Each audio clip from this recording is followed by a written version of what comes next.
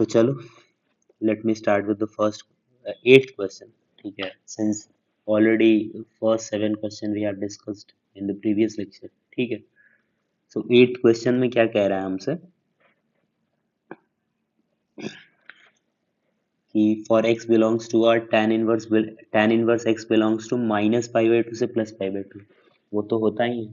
ठीक है, उसमें नई बात क्या है, वो तो रेंज दे दिया ऐसे ही। फिर बोल रहा है कि the minimum value of the function, ठीक है, लेट मी टेक लेजर, हाँ, the minimum value of the function defined by this is, मतलब एफ एक्स का मिनिमम वैल्यू निकालना है। ठीक है, तो इस केस में तो हम लोग डिफरेंशिएट कर देंगे। ठीक है, न्यूटन लिबनिज डिफरेंशिएशन अगर आप लोगों को पता होगा, लास्ट लेक्चर में मैंने फर्स्ट क्वेश्चन में यूज किया था बट एक्सप्लेन नहीं किया था, तो अभी मैं एक्सप्लेन कर देता हूँ।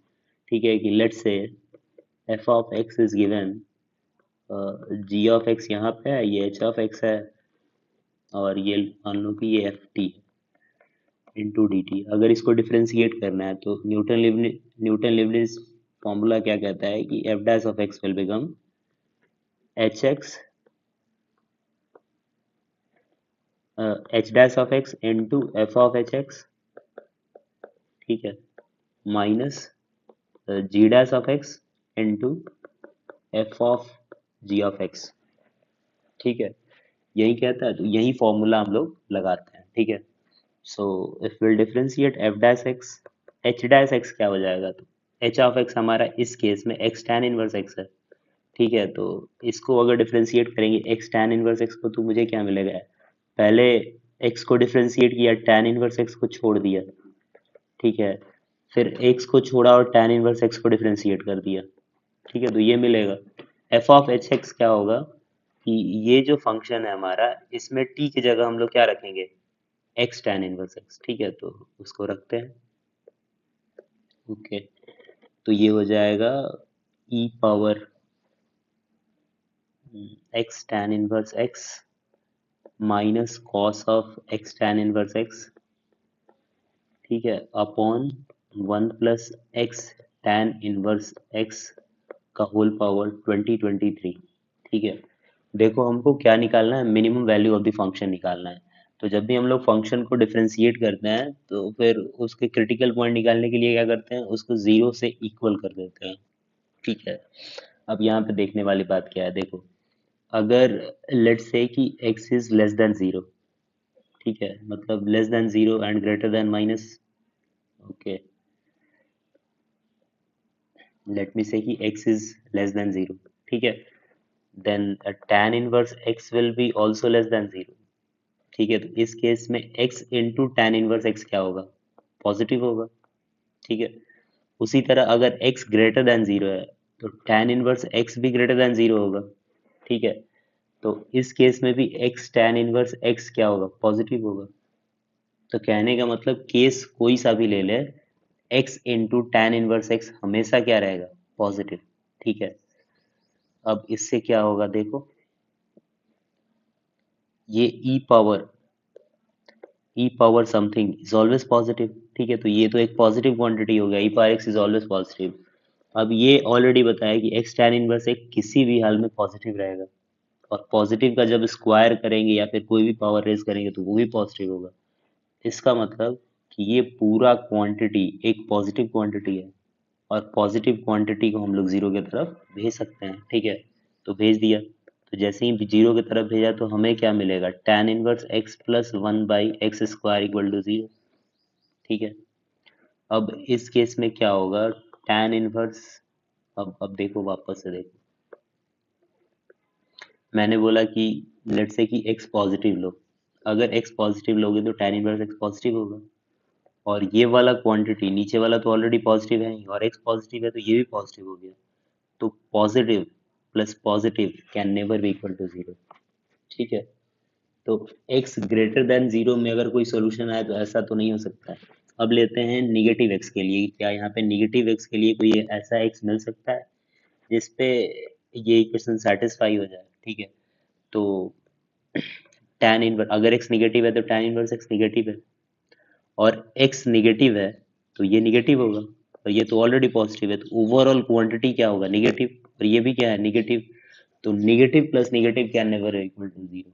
ठीक है, तो इसका मतलब कि ना पॉजिटिव में हमको कोई सोल्यूशन मिलने वाला है, ना एक्स जब नेगेटिव है तब कोई कोई भी सोल्यूशन मिलने वाला है। तो फिर एक ही केस बनता है कि एक्स इक्वल टू जीरो पे हमको सोल्यूशन मिलेगा। तुम देखो, रख के देखो, x equal to zero will satisfy the above equation. तो एक ही सॉल्यूशन मिलेगा x इक्वल टू जीरो। ठीक है, अब देखो जीरो पे क्या हो रहा है, जीरो। अच्छा, जीरो से जैसे ही हम लोग लेफ्ट साइड आएंगे तो इधर निगेटिव वैल्यूज रखेंगे तो सारा निगेटिव मिलेगा, और पॉजिटिव वैल्यू रखेंगे तो सारा वैल्यू पॉजिटिव मिलेगा। तो इस केस में फंक्शन डिक्रीज होकर इंक्रीज कर रहा है, इसीलिए x इक्वल टू जीरो पे हमको कैसा वैल्यू मिलेगा, मिनिमम वैल्यू। तो x इक्वल टू जीरो हमारा क्या हो जाएगा, लोकल मिनिमा हो जाएगा। तो इसका मतलब कि अगर हमको मिनिमम वैल्यू चाहिए तो हम लोग को क्या निकालना होगा, एफ जीरो निकालना होगा। तो चलो एफ जीरो निकालते हैं। तो जब एफ जीरो निकालते हैं तो एक्स की जगह जीरो रखेंगे, मतलब ऊपर भी जीरो नीचे भी जीरो, और बीच में जो भी फंक्शन है, ठीक है, एफ ऑफ टी कुछ भी रहे, तो जीरो से जीरो इंटीग्रेट करेंगे तो आंसर हमेशा क्या आएगा, zero. So our answer is zero. ठीक है, ओके, अगर दो डिजिट तक बोला है तो 0.00 लिख देना, otherwise zero is the answer. ठीक है, okay, let me take another question. इसमें क्या कह रहा है कि एक तो डिफरेंशियल इक्वेशन दिख रहा है, और देखने से ही लग जाएगा, देखो एक्स स्क्वायर माइनस फाइव को डिवाइड करो तो ये टू एक्स से नीचे आ जाएगा, और यहाँ पे पूरा क्वांटिटी एक्स में हो जाएगा। तो ये कैसा क्वांटिटी बन जाएगा, D Y by D X plus P into Y is equal to Q, जहाँ पे पी और क्यू कैसा फंक्शन है, एक्स का फंक्शन है। तो ये तो लीनियर डिफरेंशियल इक्वेशन बन गया। तो लीनियर डिफरेंशियल इक्वेशन को जैसे सॉल्व करते हैं वैसे ही कर देना है। ठीक है, तो क्या करेंगे, स्टार्टिंग में हम लोग क्या करेंगे, तो सबसे पहले तो इसमें एक्स स्क्वायर माइनस फाइव से डिवाइड कर दो। तो अगर डिवाइड करोगे तो you will get two x by x square minus five into Y, और यहाँ पे तुमको मिलेगा minus two x by, okay, since we have divided वहाँ पे स्क्वायर था तो एक बच जाएगा। ओके, ठीक है, अब पता है मुझे कि ये वाला पार्ट पी हो गया, ये वाला पार्ट क्यू हो गया। ठीक है, तो हम इंटीग्रेटिंग फैक्टर निकाल सकते हैं। इंटीग्रेटिंग फैक्टर कैसे निकलता है, e integral P D X. सही है, तो e integral P D X, P का वैल्यू क्या है, two x by x square minus five into Y, sorry Y नहीं लिखेंगे, डी एक्स लिखेंगे, बस पी का वैल्यू लिखते हैं। ओके, अगर एक्स स्क्वायर माइनस फाइव को टी रखा तो ऊपर वाला डी टी बन जाएगा। ठीक है, तो इसका मतलब ये हो जाएगा ई का power minus L N X square minus five. तो ओवरऑल ये क्या आ जाएगा, one upon X square minus five. ठीक है, तो इंटीग्रेटिंग फैक्टर अगर आ गया, now we can write solution. कैसे लिखते हैं, y into integrating factor is equal to integration of integrating factor into Q into D X. ठीक है, ऐसे निकालते हैं सॉल्यूशन हम लोग, प्लस सी जोड़ना है तो जोड़। ओके, तो y इंटू इंटीग्रेटिंग फैक्टर क्या है, one upon X square minus five. ठीक है, इंटीग्रेशन ऑफ इंटीग्रेटिंग फैक्टर मतलब one upon X square minus five into Q, Q का वैल्यू क्या है, minus two X into x square minus five into D X. ठीक है, तो ये और ये तो कैंसिल हो गया। ओके, जब वो कैंसिल हो गया then we are left with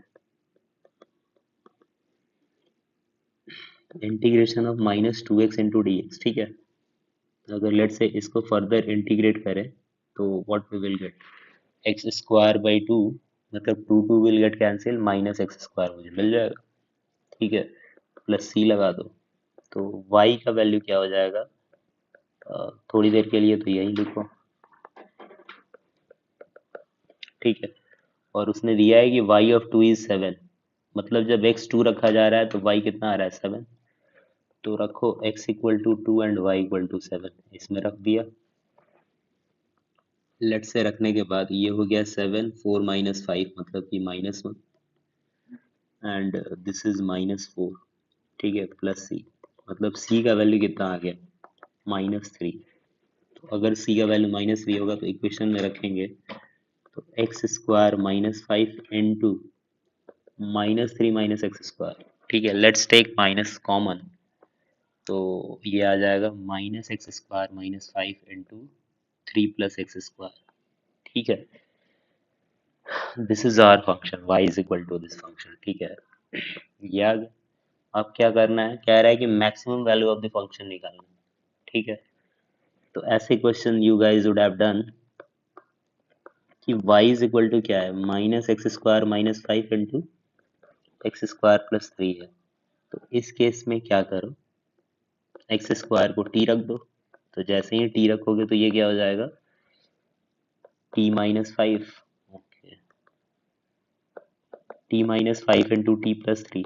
ठीक है, अब ये दिख रहा है कि क्वाड्रेटिक है। ठीक है, और इस ये डाउनवर्ड पैराबोला हुआ है क्योंकि ये लेस देन जीरो है। ठीक है, तो अगर इसका ग्राफ बनाए,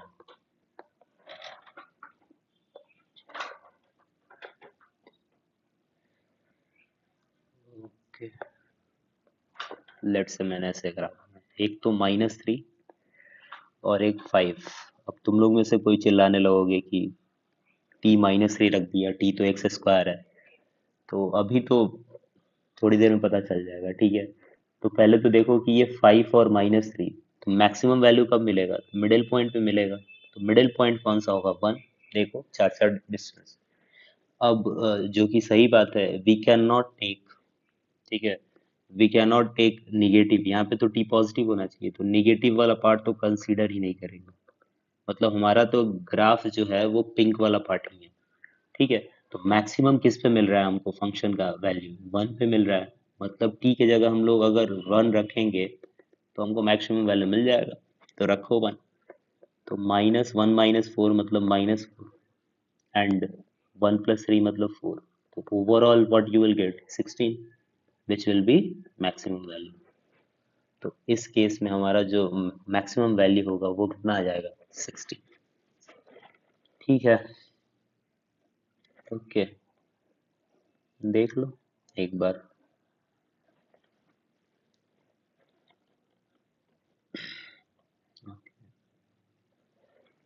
late me take another question.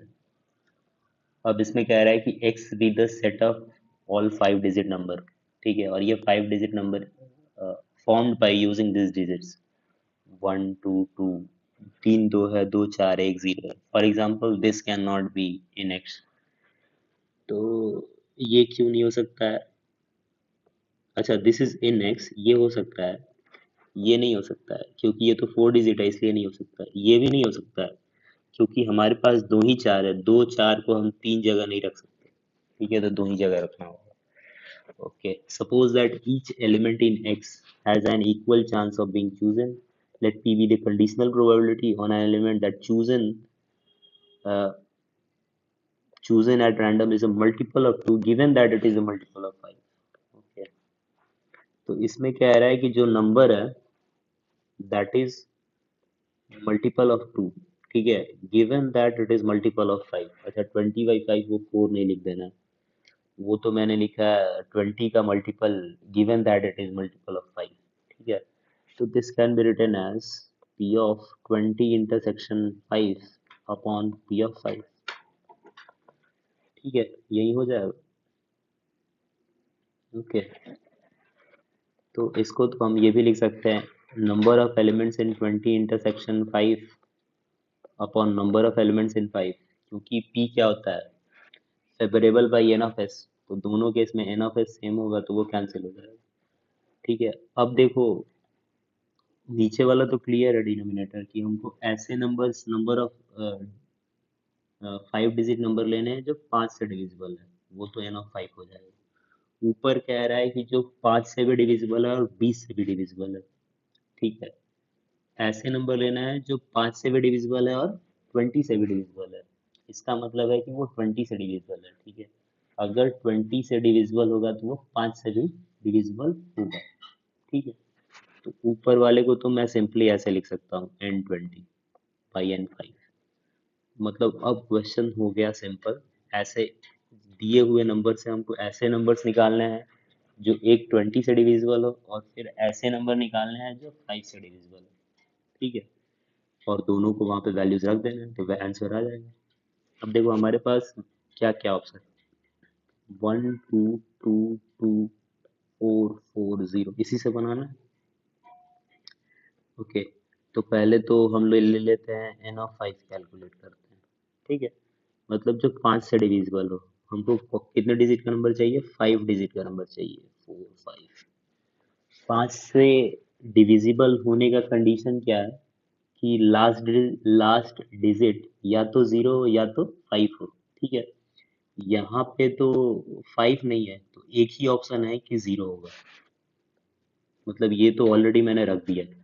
ठीक है, अब इसके अलावा मेरे पास कौन से डिजिट बच गए हैं? मेरे पास बच गया 1 2 2 2 4 4। अब इसको 4 प्लेसेस पे रखना है। ठीक है, तो ऐसे नहीं कर देना है कि 3 2 5 1 6 है तो 6 C 4 और फिर वैसे करके, वैसे तो गड़बड़ हो जाएगा। ठीक है, तो इसमें तो कह रहा है कि मतलब 4 2 बार से ज़्यादा नहीं आ सकता है, 2 3 बार से ज़्यादा नहीं आ सकता। फिर तुम लोगों को केसेस बनाने पड़ेंगे। ठीक है, तो पहले केस में लेते हैं हम लोग। हमको चार चार डिजिट लेना है, तो एक बार 3 2 ले लो और एक 1 ले लो। तो इनको 4 प्लेसेस पे कैसे सजाया जा सकता है? 4 फैक्टोरियल अपॉन 3 फैक्टोरियल। ठीक है, तो ये हो जाएगा 4। फिर ले लो 3 2 और 1 4। ठीक है, इनको अगेन 4 फैक्टोरियल बाई 3 फैक्टोरियल मतलब 4 बेस। ओके, फिर क्या हो जाएगा? तीसरा केस और कुछ लिया जा सकता है 3 2, और यही ऑप्शन है। अब 2 2 लो, 2 2 लोगे तो क्या पॉसिबल होगा? एक तो हो जाएगा, 2 4 ले लो। इसको कैसे किया जा सकता है? 4 factorial by 2 factorial into 2 factorial मतलब 6 वेज। ठीक है, 4 3 जा 2 2 जा 4, 3 2 जा 6। ठीक है, ओके।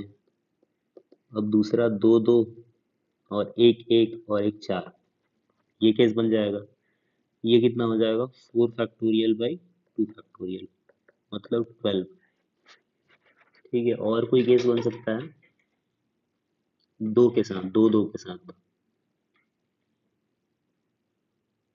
यही केस बनेगा, 2 2 के साथ। बस हो गया, खत्म। ठीक है, अब यहाँ पे आ जाओ। फिफ्थ वन, 1 2 लो, तो फिर क्या आ सकता है? 2 4 आ सकता है और 1 1 आ सकता है। एक ही ऑप्शन है। इसको भी 4 फैक्टोरियल बाई 2 फैक्टोरियल मतलब 12। अब इसके अलावा और कोई केस बन ही नहीं सकता। तुम बना के देख लो। ठीक है, तो इस केस में एन ऑफ 5 के टोटल एलिमेंट्स कितने आ जाएंगे? 12 24 30 और 8 38। ठीक है, तो एन ऑफ 5 कितना हो गया? 38। ठीक, ओके। अब क्या करो, N20 निकालना है हमको। मतलब 5 डिजिट का ऐसा नंबर जो 4 से भी डिविजिबल हो और 5 से भी डिविजिबल हो, दिए हुए नंबर से। दिए हुए नंबर हमारे पास क्या क्या है? एक तो 1 है, 222 है, ठीक है, और 444 है, और एक 0 है, यही तो है। ओके, ठीक है, अब यहाँ पे देखो। तो 20 से डिविजिबल होना चाहिए, मतलब 5 से डिविजिबल होना है, तो यहाँ 0 रखना ही पड़ेगा। ठीक है, अब 20 से डिविजिबल होने के लिए इस केस में हमारे पास 2 भी रख सकते हैं और 4 भी रख सकते हैं। ठीक है, 2 रखोगे तब भी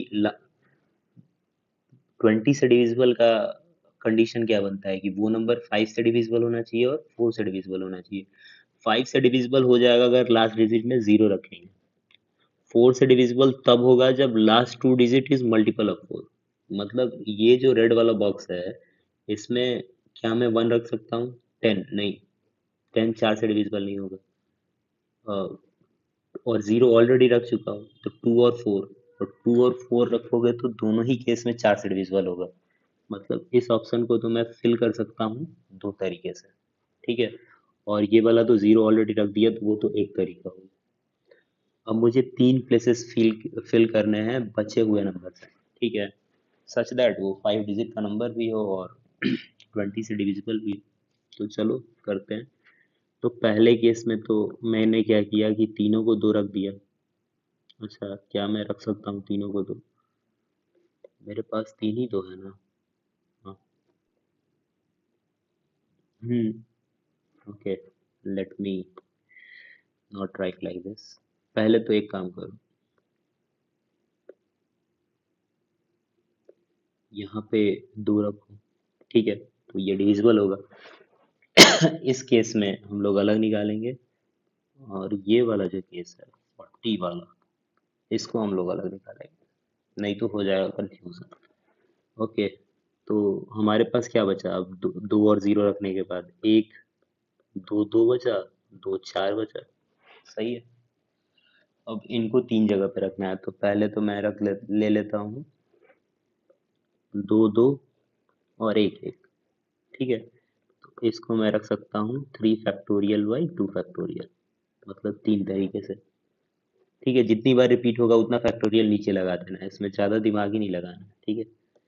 और क्या कर, 2 2 के साथ एक 4 भी रख सकता हूँ, तो इसको भी मैं 3 फैक्टोरियल बाई 2 फैक्टोरियल, मतलब 3 तरीका, ठीक है। और क्या कर सकता हूँ? अब 2 2 वाला तो सारा ऑप्शन खत्म, ठीक है। अब 1 2 पे आ जाओ। 1 2 पे क्या रख सकते हो? दोनों 4 रख सकते हो, ठीक है। तो ये भी हो जाएगा 3 फैक्टोरियल बाई 2 फैक्टोरियल, मतलब 3 तरीका। और फिर क्या ऑप्शन है कि 1 1 और 1 4, मतलब ये 3 फैक्टोरियल वे से रखा जा सकता है, मतलब 6 तरीका। ओके, अब क्या 2 को हटाया जा सकता है? 0 2 पे लो, बिल्कुल, ठीक है। तो 2 को हटा देंगे तो फिर हमारे पास क्या होगा? 4 4 1, मतलब इसको रखने का कितना तरीका हो जाएगा? 3 फैक्टोरियल बाई 2 फैक्टोरियल, मतलब 3 तरीका, ठीक है। ओके, और कोई ऑप्शन है? इतने ही ऑप्शन है, ठीक है। अब इसमें आ जाओ। इसमें अगेन तीनों 2 रख सकते हो, तो इसको रखने का एक तरीका 3 फैक्टोरियल बाई। फिर अब इसमें हमारे पास बच क्या गया है? एक बार मैं बचे हुए एलिमेंट्स को लिख देता हूँ। 4 और 0 तो गया, मतलब 1 3 2 बचा है, और एक 4 बचा है, ठीक है। इतने एलिमेंट्स बचे हैं। अब 2 2 लो, तो इसमें तुम 4 रख सकते हो। इसको अगेन 3 तरीका, 2 2 1 1 ले लो, इसको भी रखने का 3 तरीका 3 फैक्टोरियल बाई 2 फैक्टोरियल, ठीक है। ओके, तो ये 2 2 वाला केस खत्म। अब आ जाओ 1 2 पे, तो हमारे पास 2 प्लेसेस बचे, ठीक है। तो उस पे तो 4 और एक ही ऑप्शन बच ही रहा है, मतलब 3 फैक्टोरियल, मतलब 6 तरीका, ठीक है। और 2 को हटाया नहीं जा सकता, फिर तो 2 ही डिजिट होगा, लेकिन 3 प्लेसेस है, तो I guess we are done, ठीक है। तो एन ऑफ 20 टोटल काउंट कर लो कितने हैं।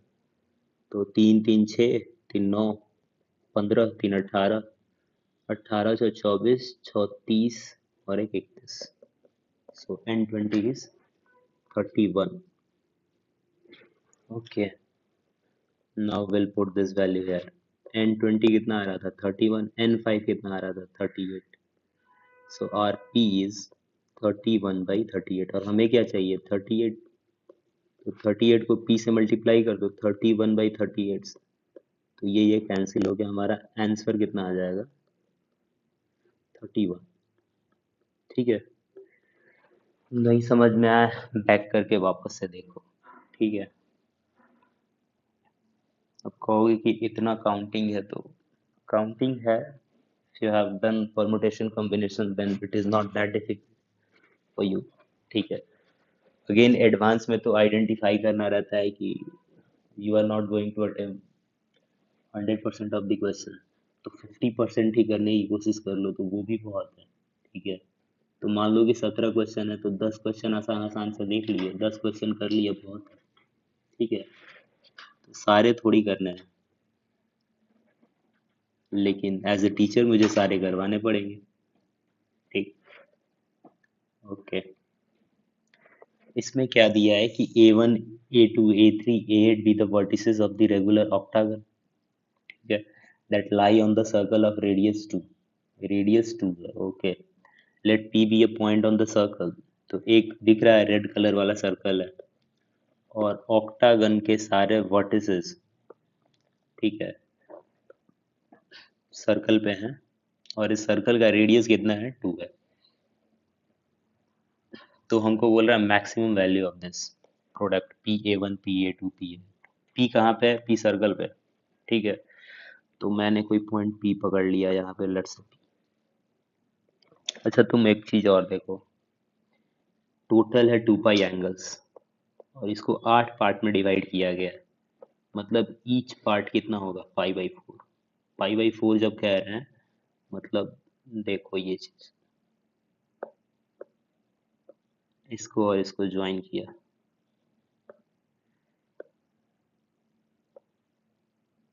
ठीक है, ये जो एंगल बन रहा है दिस इज 5/4।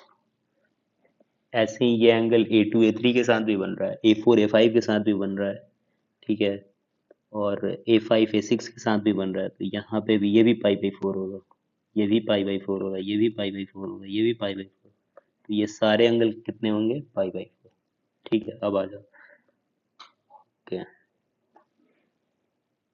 तो वी नीड PA1, ठीक है। तो PA1 को ज्वाइन करो, दूसरा कलर ले लेते हैं, नहीं तो दिखेगा ही नहीं। ठीक है, PA1O, तुम्हें किस पे ध्यान रहना चाहिए, PA1O, ठीक है। कौन सा लिया जाए, ब्लू ले लेते हैं। PA1O पे देखो, थोड़ी देर के लिए मान लो कि ये वाला एंगल थीटा है, ठीक है।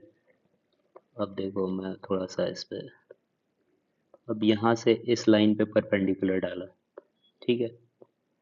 तो ये PA1 को 2 इक्वल पार्ट में डिवाइड करें, ठीक है। ये तो प्रॉपर्टी है, कॉर्ड पे जब भी सेंटर से परपेंडिकुलर डाला जाता है तो वो दोनों पार्ट इक्वल होता है, ठीक है। तो थोड़ी देर के लिए मान लिया कि ये वाला जो लेंथ है ये A है, ठीक। और ये पता है ये जो रेडियस है वो 2 है। अब इस ट्राइंगल में देखो, कौन से ट्राइंगल में, इसको A मान लो और ये तुम्हारा O है ही। तो हम लोग कौन से ट्राइंगल में देखेंगे, इन ट्राइंगल AOA1, ठीक है। इस ट्राइंगल को मैं थोड़ा बाहर अच्छे से बना देता हूँ। दिस इज θ/2, θ/2 हो जाएगा क्योंकि वो पूरा थीटा था। ये 90 डिग्री है, ये A है और ये 2 है, ठीक है। This is O, this is A1, this is A, okay. अब मुझे क्या चाहिए, A1 चाहिए, ठीक है। A1 चाहिए, तो A1 कितना हो जाएगा, दिस इज A, ओके, ये चाहिए मुझे। तो साइन θ/2 कितना हो जाएगा, A/2। तो A का वैल्यू कितना आ गया, 2 साइन θ/2, ठीक है। तो जो PA1 है वो कितना हो जाएगा, वो तो ये डबल लेंथ है, ध्यान से देखो, ये यहाँ से यहाँ डबल लेंथ का है, तो उसको हम लोग डबल कर देंगे, ठीक है। मतलब डबल करोगे तो क्या हो जाएगा, 4 साइन θ/2, ओके, ठीक है। इतना समझ में आया। अब वापस से देखो, अब PA2 की बारी है। अब वही चीज करेंगे जो अभी तक हमने किया है, ठीक है। PA2 को ज्वाइन किया और ये पूरा एंगल कितना हो जाएगा, π/4 प्लस थीटा, ठीक है। ये पूरा एंगल कितना हो जाएगा, π/4 प्लस थीटा। तो इसको हम लोग एक एंगल बाइसेक्टर डिवाइड करेंगे, जो ये परपेंडिकुलर होगा, ठीक है। तो वापस से यहाँ पे एक ट्रायंगल बनेगा, जो मैं दिखा देता हूँ। ये जो एंगल होगा वो हो जाएगा π/4 प्लस θ/2, ठीक है। ये O बन गया, ये P और ये A2, ठीक है। अब ये परपेंडिकुलर यहाँ पे डालोगे, वापस से इस डिस्टेंस को A मानो और ये एंगल पता ही है, ये 2 है, रेडियस है, ठीक है, OA2 इज आर रेडियस। तो यहाँ से PA2 कितना हो जाएगा, 4 साइन, सब कुछ वैसा ही कैलकुलेशन करो, बस चेंज क्या हो रहा है, एंगल। इस केस में एंगल क्या हो गया है, एंगल हो गया है π/8 प्लस θ/2, ठीक है। और इसी प्रोसेस को बार बार कंटिन्यू करोगे तो पता चलेगा कि हर बार एंगल π/4 ऐड हो रहा है, लेकिन मैं हाफ एंगल ले रहा हूँ इसीलिए π/8 यहाँ पे ऐड हो रहा है। देखो दिखाते हैं, यहाँ पे सिर्फ π/8 हो रहा है since we are taking half angle, ठीक है। ओके, सिमिलर बेसिस पे वी कैन से कि PA3 कितना हो जाएगा। अब देखो ये एंगल्स AP में है, ठीक है, 4 साइन, अब इसमें वापस से कौन सा एंगल, AP θ/2 था उसमें π/8 ऐड किया, फिर π/8 ऐड करो तो ये हो जाएगा π/4 प्लस θ/2, ठीक है। फिर PA4 भी ऐसे ही निकाल लो, 4 साइन फिर π/8 ऐड कर दो, मतलब 3π/8 हो जाएगा प्लस θ/2, ठीक है, and so on till PA8। अब मुझे इन सब का प्रोडक्ट चाहिए तो निकालते हैं, अब तो ट्रिग्नोमेट्री है, ठीक है। मुझे क्या चाहिए, PA1 dot PA2 PA3 dot PA4 and so on till PA8, ठीक है। अब इनका वैल्यूज रखो, PA1 कितना आया था, 4 साइन θ/2, अच्छा देखो 4 सब में है और मैं 8 बार मल्टीप्लाई कर रहा हूँ, इसीलिए 4 कितनी बार मल्टीप्लाई होगा, 8 बार, तो 4/8 बाहर आ जाएगा, ठीक है। थोड़ा सा मैं पेन डार्क ले लेता हूँ, ब्लैक ही ले लो, तो 4/8 अपना बाहर आ गया। ओके, अब अंदर क्या बचा, सारा मल्टीप्लिकेशन में है, ठीक है।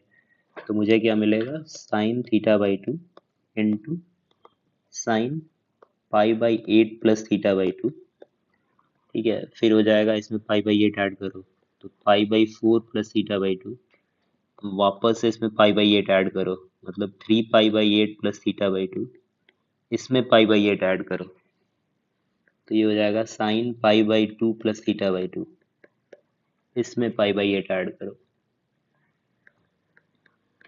पाई मतलब π/2 प्लस π/8 प्लस θ/2, फिर π/8 ऐड करो मतलब साइन π/2 प्लस π/4 प्लस θ/2।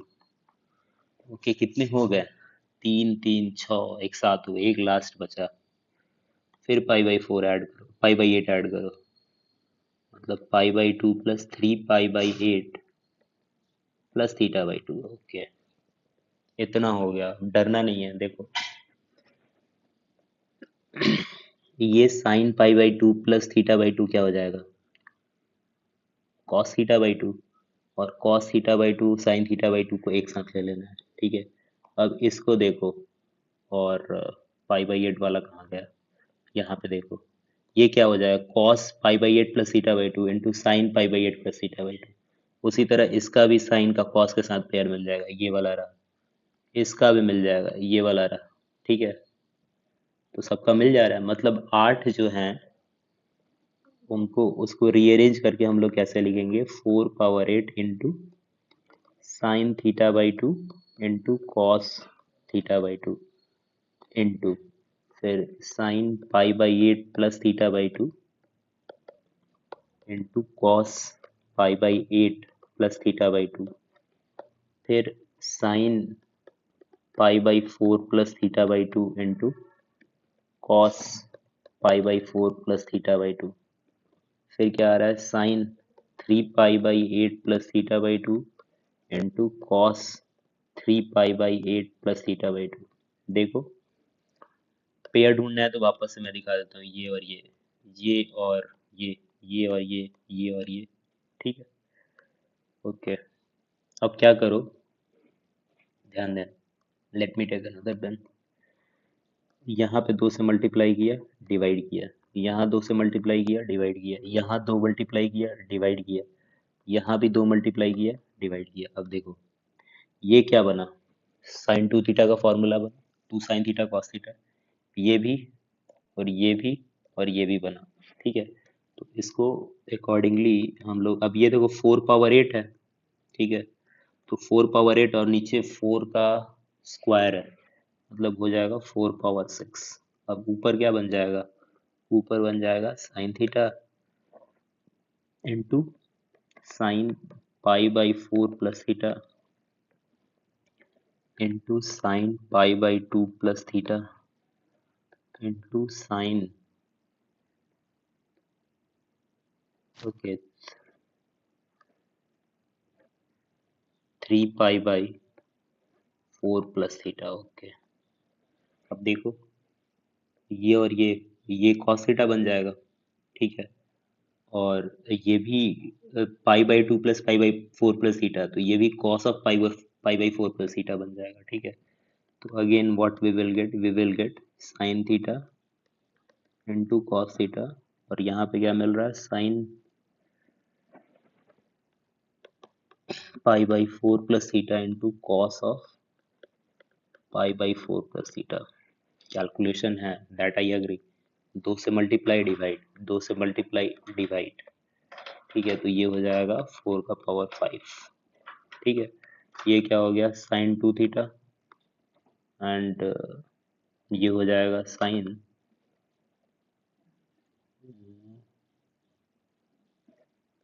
ओके हाँ, sine pi by 2 plus theta which is cos theta, sorry 2 theta हो जाएगा।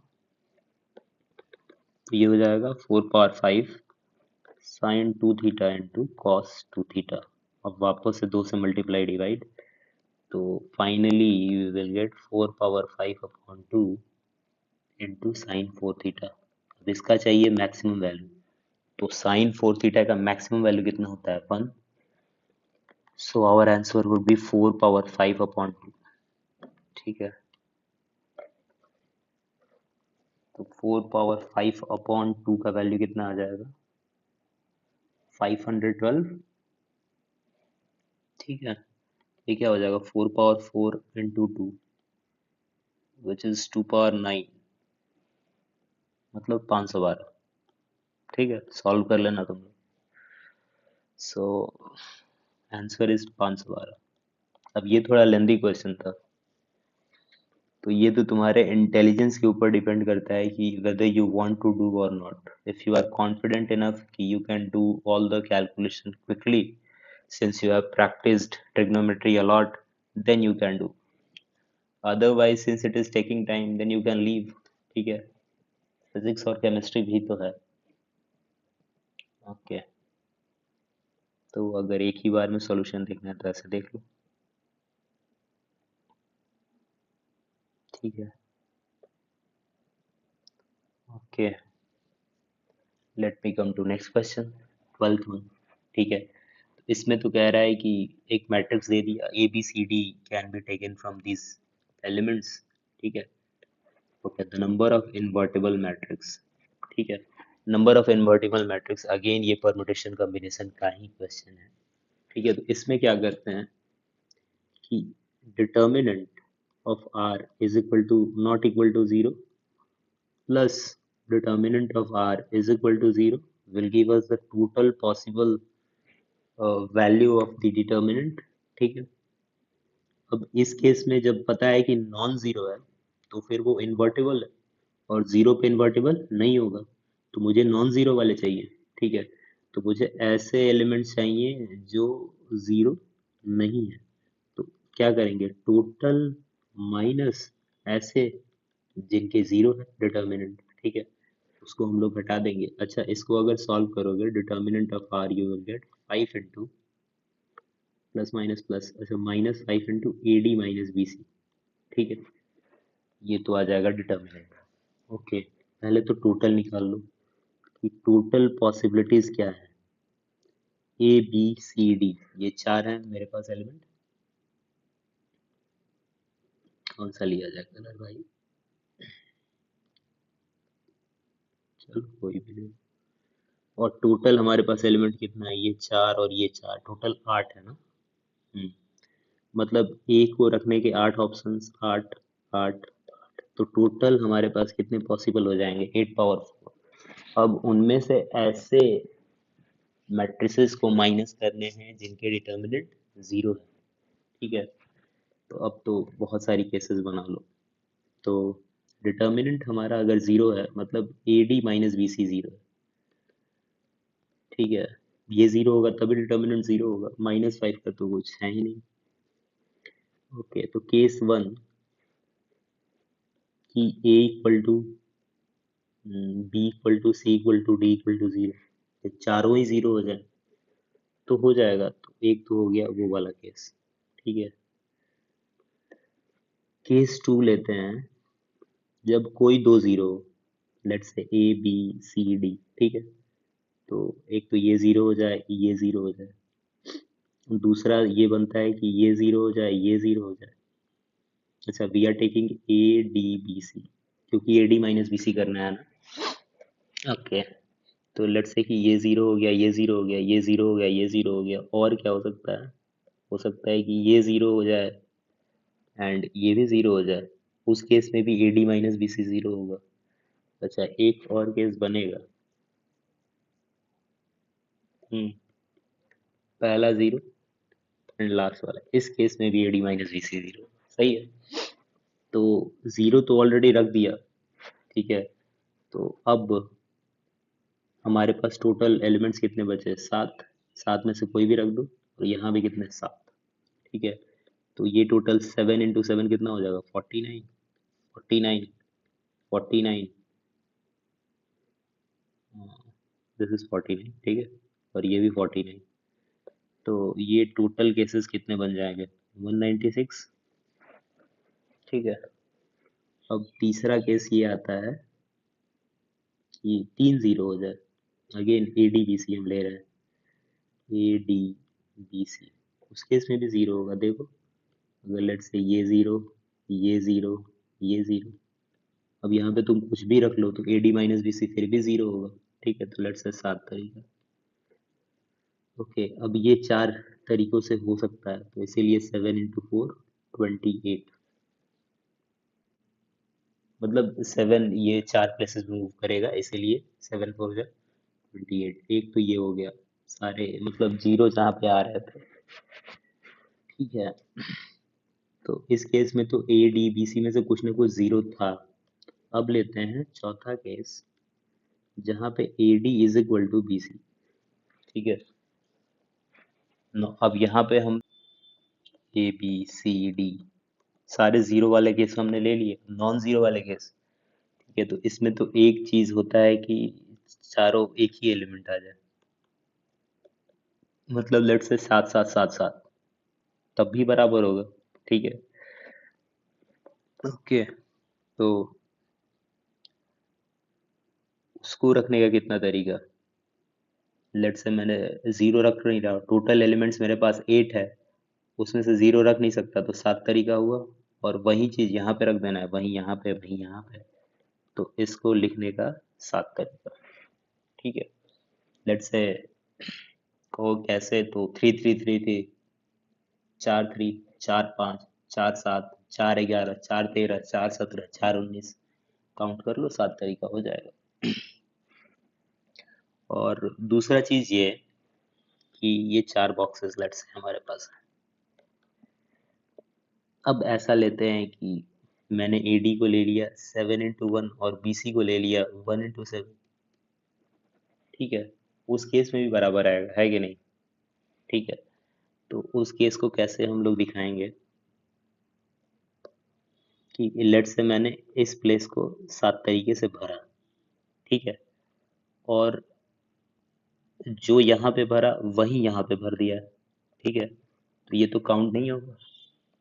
और दूसरा लेट्स से कि इसको भी मैंने इसको 7 तरीके से भरा, तो ये इस नंबर को भी ऑलरेडी भर दिया।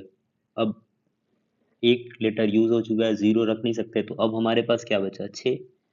तो लेट्स से मैंने इसको 6 6 तरीके, और लेट्स से मैंने कोई नंबर 3 रखा, वही नंबर यहाँ भी रख दिया। ठीक है, तो इस केस में कितने आ जाएंगे? 42।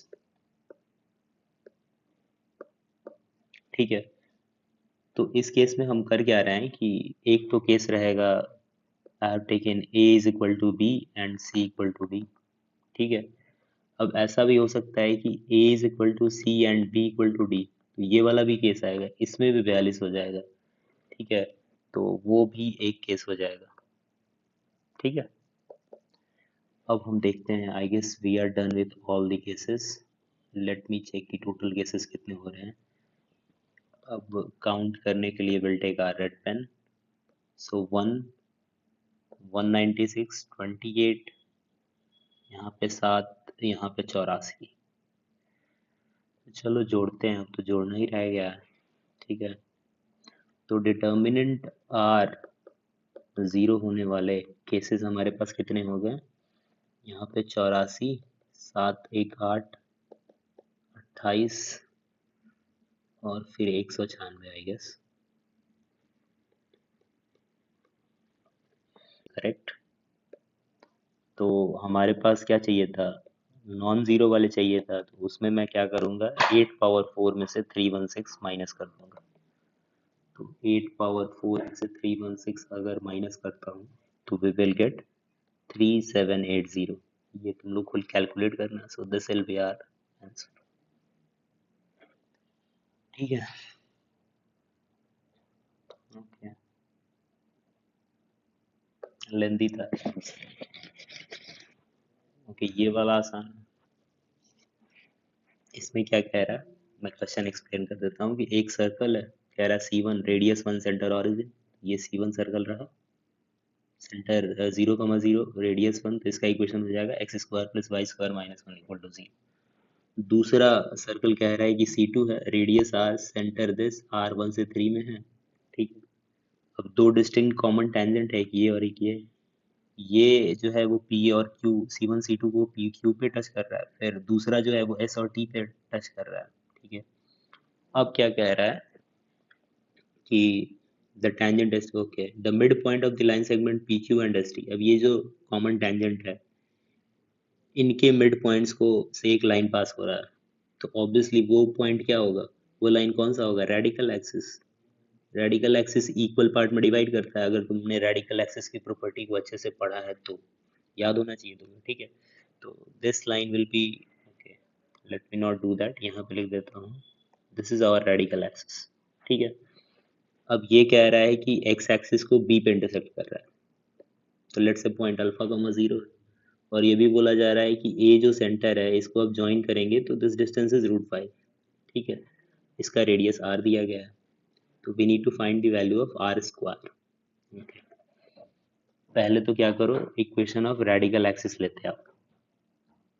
How will you get that equation? Radical axis का इक्वेशन लाने के लिए s2 माइनस s1 कर दो। ठीक है, if you'll do that, then what we are left with, we will be left with minus 8x minus 2y, 17 में से एक चला जाएगा, 16 minus R square equal to 0। ठीक है, ये रेडिकल एक्सिस का इक्वेशन हो जाएगा, s2 minus s1 equal to 0। अब ये रेडिकल एक्सिस b से पास कर रहा है, मतलब ये अल्फा कॉमा 0 को सेटिस्फाई करेगा, तो we can put that point, तो y में रखने का कोई मतलब नहीं है।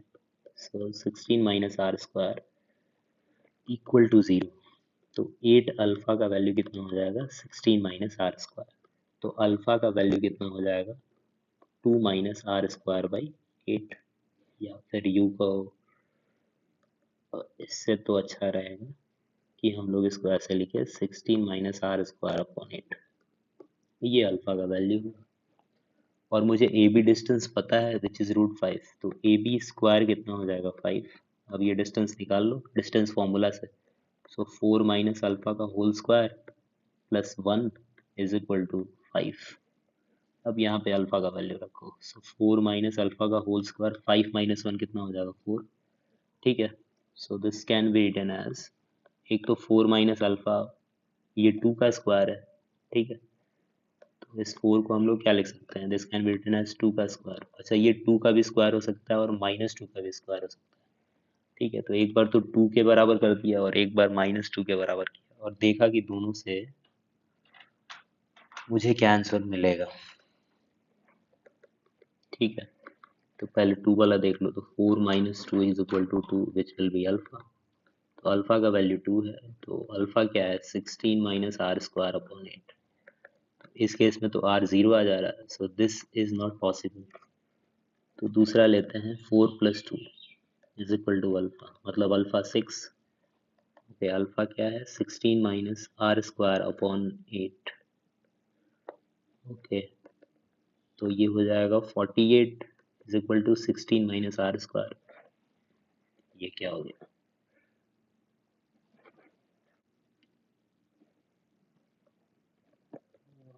r² कितना आ जा रहा है 16 - 18, r² 2 आ तो रहा है, तो r² आ गया। इस केस से भी देख लेते हैं कितना आएगा।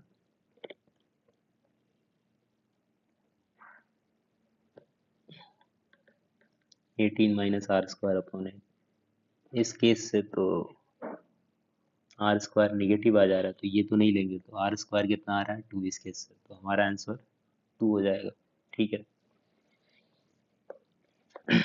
Okay, will take the last 4 question, section 4। ठीक है, ये पैराग्राफ वाले हैं, तो न्यूमेरिकल आंसर होते हैं इसमें, शायद 2 डिजिट्स तक लिखना रहता है इसमें, पढ़ लेना। हाँ, तो 2 डेसिमल प्लेसेस तक लिखने हैं। इफ आंसर मान लो कि 3 आया तो 3.00, अगर 1/4 आया तो 0.25, लाइक दैट। ओके, इससे पहले ये कॉन्सेप्ट पढ़ लो, क्योंकि ये तो पहली बार नहीं है कि एडवांस में इस कॉन्सेप्ट से क्वेश्चन आ रहा है, तो बार बार है प्रॉपर्टीज ऑफ ट्रायंगल यूज करेगा ही करेगा।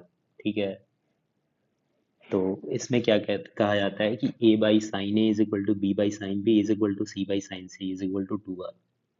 ए बी सी क्या है, इस ट्राइंगल के साइड लेंथ है। एंगल ए के सामने वाले साइड को ए कहते हैं, एंगल बी के सामने वाले साइड को स्मॉल बी, एंगल सी के सामने वाले साइड को स्मॉल सी। ठीक है, आर क्या होता है, सर्कम रेडियस। सर्कम रेडियस क्या होता है, when a circle passes through the vertices of the triangle. अब ये जो सर्कल बना था, इस सर्कल का कुछ रेडियस होगा, that is capital R in radius, और यहाँ पे r is equal to delta by C, delta by S. तो डेल्टा यहाँ पे एरिया होता है, एस यहाँ पे सेमी पेरीमीटर होता है, और r होता है इन रेडियस। इन रेडियस क्या होता है, ये वाला जो सर्कल है, इन सर्कल का जो रेडियस होगा ये इन रेडियस होगा। ठीक है, अब ये पहले इसलिए बताया गया क्योंकि क्वेश्चन आएगा, तो क्वेश्चन आएगा तो हम लोग सॉल्व करेंगे। ठीक है, इसमें क्या कह रहा है, consider an obtuse angle triangle. ठीक है, difference of angle is π/2 whose sides are in arithmetic progression. Suppose the vertices of the triangle lie on the circle of the radius 1। मतलब कह रहा है कि जो ट्राइंगल का वर्टिसेस है सर्कल पे लाई कर रहा है, मतलब ये जो रेडियस दिया गया है ये सर्कम रेडियस है, मतलब capital R is equal to 1। ये बात यहाँ पे ध्यान रखना था। Okay, now we'll come back to the question। Okay, let's say ये ट्राइंगल बन गया अपना ए बी सी। तो मान लो कि ये सबसे छोटा एंगल है और ये सबसे बड़ा, तो इनके बीच का डिफरेंस कितना है π/2, तो π/2 प्लस थीटा हो जाएगा दोनों का डिफरेंस। तो अगर sum of angles of a triangle equal to pi करेंगे तो ये कितना आ जाएगा π/2 - 2 थीटा। अब साइड्स AP में है, 3 साइड है, तो हम लोग ऐसे ले लेते हैं a - d, a+d। a+d सबसे बड़ा साइड, तो बड़े वाले एंगल के सामने वाला साइड होगा a+d, छोटे वाले एंगल के सामने सबसे छोटा side which is a - d। ठीक है, और ये रिमेनिंग a। अब यहाँ पे वो कंडीशन लगा देते हैं हम लोग, क्या बोले थे, a/sin a is equal to b/sin b is equal to c/sin c is equal to 2r। ठीक है, r यहाँ पे 1 है, तो r अगर 1 है तो इस केस में a इक्वल टू क्या हो जाएगा 2 sin a। ठीक है, b इक्वल टू क्या हो जाएगा 2 sin b, और c इक्वल टू क्या हो जाएगा 2 sin c। ठीक है, ओके, a क्या है, एंगल a के सामने वाले साइड को a बोलते हैं, तो दिस इज a+d/2। ठीक है, और एंगल क्या है ये, sine of π/2 plus theta. Angle A क्या है π/2 प्लस थीटा। ओके, b क्या है, एंगल b के सामने वाले साइड, मतलब a-d/2, और b एंगल क्या है थीटा, तो this will B sine theta. Okay, c क्या है, एंगल c के सामने वाला साइड a। ठीक है, और upon two sine c, angle क्या है, साइन ऑफ π/2 - 2 थीटा। ओके, अब तीनों इक्वेशन को सॉल्व करके AD निकालेंगे, उसके बाद एरिया वगैरह निकाल लेंगे। ओके, तो यहाँ से a प्लस डी का बाई 2 ये क्या आ जाएगा, कॉस थीटा, इसको इक्वेशन 1 मानो। यहाँ से a minus D by 2 is equal to क्या आया, साइन थीटा, इसको इक्वेशन 2 मानो। और 1 का स्क्वायर प्लस 2 का स्क्वायर करो तो ये कितना आ जाएगा, 1। तो इसका मतलब कि a प्लस डी का whole square plus a minus D का whole square by 4 is equal to 1। तो अगर सॉल्व कर लिए तो पता चल जाएगा कि 2 into A square plus D square is equal to 4। तो यहाँ से A square plus D square का वैल्यू कितना आ जाएगा, 2। ठीक है, अब इस वैल्यू को देखते हैं यहाँ पे कैसे यूज कर सकते हैं। तो a बाई 2 यहाँ से क्या हो जाएगा, cos 2 थीटा। अच्छा, cos 2 थीटा को क्या लिख सकते हैं, cos square theta minus sine square theta. सही है, तो cos थीटा साइन थीटा का वैल्यू हमें पता है, which is a plus D का whole square upon 4 minus a minus D का होल स्क्वायर अपॉन 4। ठीक है, तो ये 4 को अगर लेफ्ट हैंड साइड लेके आएंगे तो ये हो जाएगा 2a, और a प्लस डी का whole square minus a minus D के होल स्क्वायर को सॉल्व करेंगे तो ये हो जाएगा 4ad। a जीरो नहीं हो सकता है तो ये कैंसिल हो जाएगा 2 टाइम्स। तो यहाँ से d का वैल्यू कितना आ गया, 1/2। इस d के वैल्यू को यहाँ पे रखो तो यू विल गेट a का value, a square you will gate 2 minus 1/4 मतलब 8 माइनस 1 7/4। a का वैल्यू कितना आ गया, √7/2। ठीक है, तो a अपना आ गया और ये अपना d आ गया। अब क्या करेंगे, अब जो पूछेगा वो निकाल देंगे। जैसे कि कह रहा है कि a भी the area of the triangle then value. Okay, ये एरिया है मतलब half A B sine C, ऐसा तुमने सुना था। ठीक है, तो ए बी मतलब कोई भी दो एडजेसेंट साइड और बगल वाला एंगल पकड़ते हैं तो हम यही पकड़ लेते हैं। ठीक है, half A B B C sine B ऐसे ले लेते हैं। ठीक है, ओके,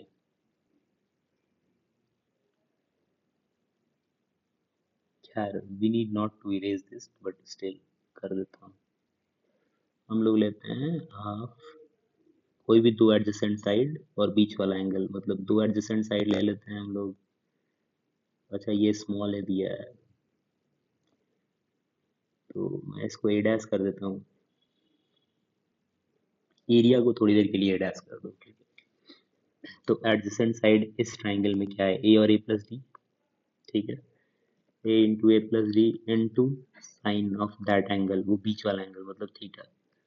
अच्छा, साइन थीटा का वैल्यू क्या है, ए माइनस डी बाई 2, और 2 नीचे भी है मतलब 4 हो गया। ओके, तो ये हो जाएगा ए बाई 4, बेसिकली एरिया ही लिखो, क्या ही दिक्कत है, ए बाई 4। ठीक है, into A square minus D square. अब वैल्यू कैलकुलेट कर लो, ए का वैल्यू था √7/2 तो ये हो जाएगा √7/8। ए का स्क्वायर मतलब 7/4, डी का स्क्वायर मतलब 1/4। ओके, तो ये हो जाएगा √7/8 इंटू 6/4 मतलब 3/2। तो ये हो जाएगा 3√7/16। ये तो एरिया हुआ, लेकिन हमको क्या चाहिए, 64 टाइम्स ऑफ दिस एरिया का होल स्क्वायर। तो यहीं पे निकाल लेते हैं। ठीक है, यही तो वैल्यू चाहिए। तो 64 इंटू ए, एरिया क्या आया था, एरिया आया था 3√7/16। ओके, यहाँ पे रखो, तो 3√7/16 का होल स्क्वायर, ये 4 टाइम्स कैंसिल हो जाएगा। 12 का स्क्वायर 144 इंटू 7, आई गेस 1008 आएगा। ठीक है, यही हमारा आंसर हो जाएगा, this will be our area. ठीक, एरिया नहीं होगा ये तो, इसका वैल्यू होगा। ठीक है, ओके, अब हमसे इन रेडियस इसी क्वेश्चन में पूछा है तो मैंने बताया था r is equal to delta by S. Area कितना था, एरिया तो ये था 3√7/16। ओके, तो इसको ऐसे रख दिया। सेमी पेरीमीटर क्या हो जाएगा, एक side length a minus D, A plus D by two, तो 3a/2 आ जाएगा। ए का वैल्यू कितना था, √7/2। सही है। अब देखो, ये 3 से 3 कैंसिल और ये 4 से 4 कैंसिल, √7 से √7 कैंसिल, तो 1/4। तो r इज 1/4, दैट इम्प्लाइज ये 0.25। तो ये दोनों क्वेश्चन बहुत आसान थे। ठीक है,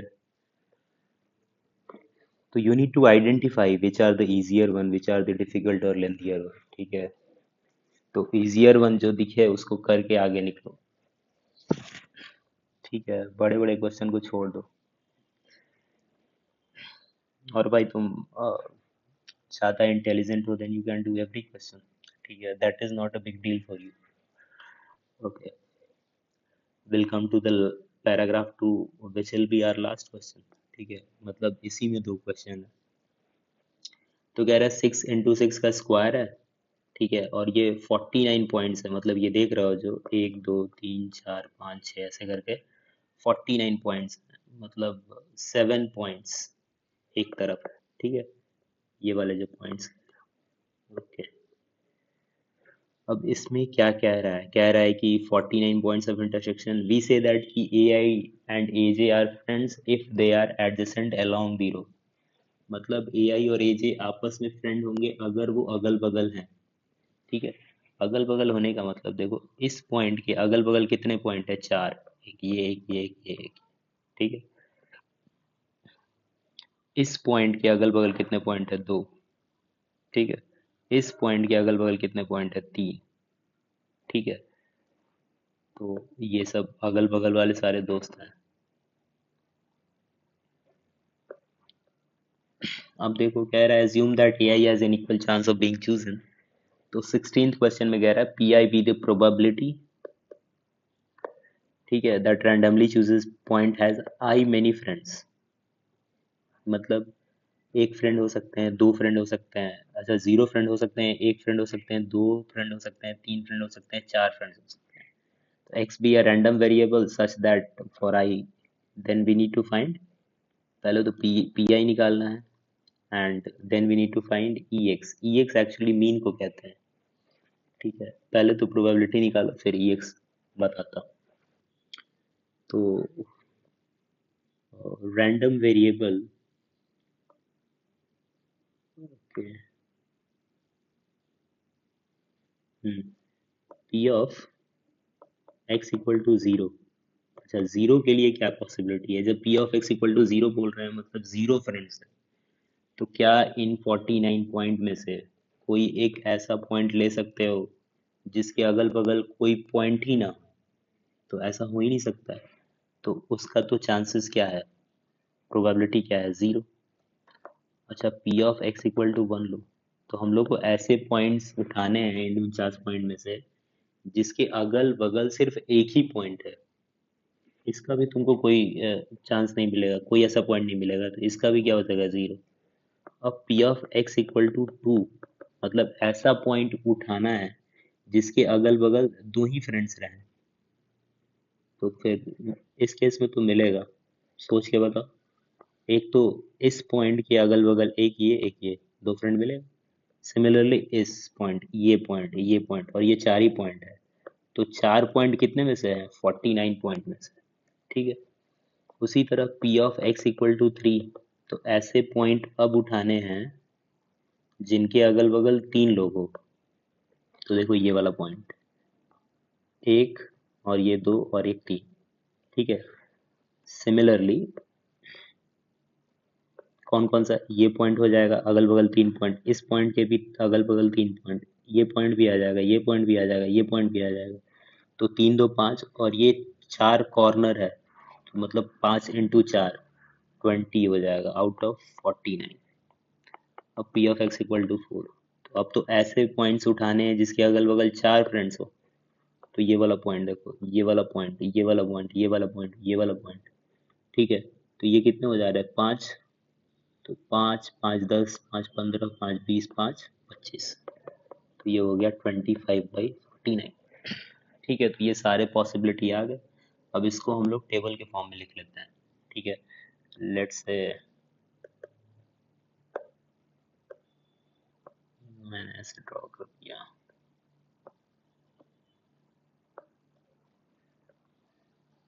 ओके,